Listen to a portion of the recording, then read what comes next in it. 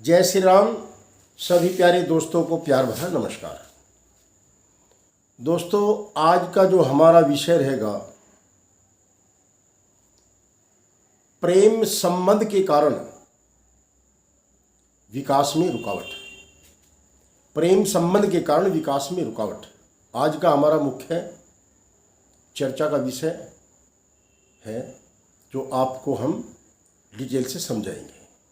क्योंकि विकास के बारे में हमने कल आपको बताया था पिछली वीडियो में कि विकास कैसे रुकता है,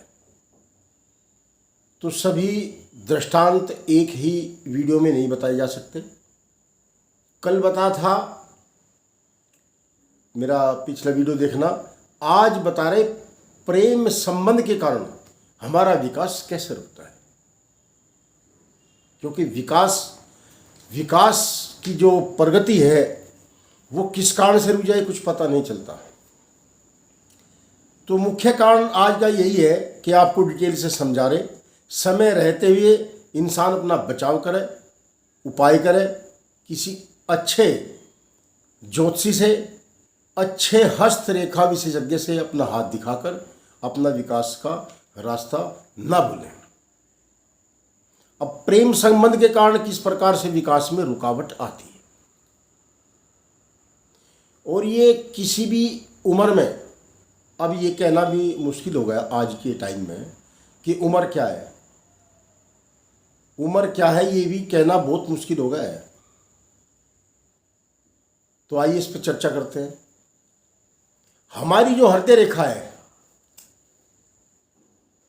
ये हमारी हृदय रेखा है जो बुध के क्षेत्र से शुरू होती है, और इसका आगे कहाँ पर इसका रुकाव है, गुरु पर्वत पर भी रुक जाती है। आपका जो है शनि और गुरु के मध्य भी आ जाती है। शुद्ध रेखा तो शनि और गुरु के मध्य में रुकती है। जो ये हमारी हृदय रेखा है, हृदय रेखा पर जाल बन जाता है। वो जाल किस उम्र में बनता है ये विशेषज्ञ ही देखेगा। पहली बात तो मैं सभी से निवेदन करूंगा कि अपनी रेखाएं अपने आप मत देखें और गलत फलादेश ना समझ लें। घर में कभी बिना वजह के कलेश हो जाएगा, कभी आपकी मैडम, आपकी घरवाली आपका हाथ देखे और आप घरवाली का हाथ देखे, तो बिना फालतू का झगड़ा पैदा ना हो जाए। क्योंकि जरूरी नहीं है कि वो विकास के लिए ही रेखाओं पे जाल बन रहा, और भी कारण होते हैं, बीमारी भी होती है, वैसे तनाव भी होते हैं। परंतु जो ज़्यादातर बात है, मैं उस पर ही ये विषय बना रहा हूँ कि किस उम्र में हृदय रेखा पर जाल बन रहा, ये ऊपर बन रहा या नीचे बन रहा, किस उम्र के पड़ाव पर बनना है, जरूरी ये है। और ये जाल बन गया, रेखाओं पर जाल बन गया, ये जाल बन जाता है, तो इसकी उम्र की भी हमें गणना करनी पड़ेगी और कारण की भी गणना करनी पड़ेगी। विशेषज्ञ को उम्र की भी गणना करनी पड़ेगी और कारण की भी गणना करनी पड़ेगी। किस कारण से बना, किस उम्र में बना, अपने आप। बाकी जब पता चल गया तो अपने आप इस बात को जब तक महसूस करें कि कारण क्या है। आजकल जमाना हो गया कि अपनी से संतुष्ट नहीं आदमी, और बाहर घूमने के चक्कर में रहता है, और उस चक्कर में जो है समय की बर्बादी होती है, कारोबार पे भी फर्क पड़ता है, और जीवन चरित्र पर भी फर्क पड़ता है, और जीने के ढंग पे भी फर्क पड़ता है, आचरण पे भी फर्क पड़ता है, सभी चीज़ों का फर्क पड़ता है। अपना हाथ किसी योग्य ज्योतिषी से, योग्य हस्तरेखा वैज्ञानिक से अपना हाथ चेकअप कराएं और उस पर कंट्रोल करें, उपाय करें। आपकी रुकावट जो आ रही है कारोबार पे, आपकी चरित्र पर जो लाछन लग रहे हैं, वो सब के सब जो है हट सकते हैं समय के रहते, यदि आप अपना हाथ दिखाएं और उपचार करें। और ये सब अवस्थाएं फिर विषाद की ओर ले जाती हैं। जब कारोबार में रुकावट है, कारोबार में घाटा है, तो इंसान को फिर मेंटली टेंशन होती है। मेंटली टेंशन में फिर मस्तिष्क रेखा भी हमारी जो है अपना काम करना शुरू कर देती है, और जीवन रेखा भी अपना काम करना शुरू कर देती है। यानी कि पूरा का पूरा ही निर्माण हमारे जीवन का जो है पूरा ही तंत्र नष्ट और भ्रष्ट होने के कगार पर आ जाता है जब ऐसी स्थिति हमारी हृदय रेखा पर हो। आजकल हो रहा है, ये रिवाज बन चुका, फैशन बन चुका।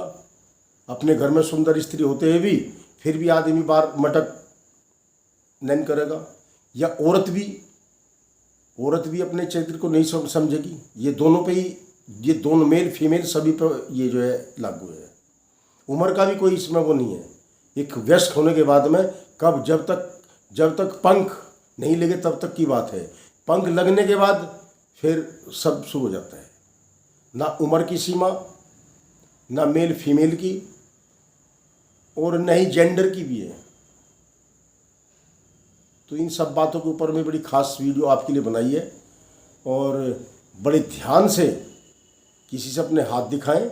यदि किसी जातक को पता है कि मैं स्त्री के चक्कर में फंसा हुआ हूँ, कोई स्त्री किसी मेल के चक्कर में फंसी हुई है, तो सुयोग्य हस्तरेखा वैज्ञानिक से अपना हाथ दिखाए और उस पर उपाय स्वयं भी करें। जब पता चल गया तो कंट्रोल कर सकते हो।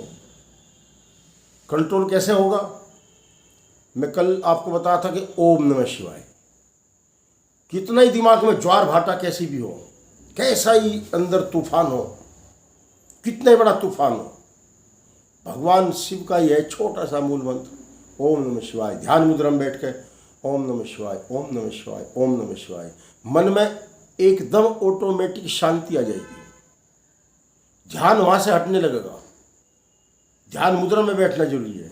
ध्यान मुद्रा सभी रामदेव जी सबको बताते हैं, और नहीं तो मैं बता देता हूँ। ये हमारा ध्यान है, ये हमारा ध्यान का पॉइंट होता है।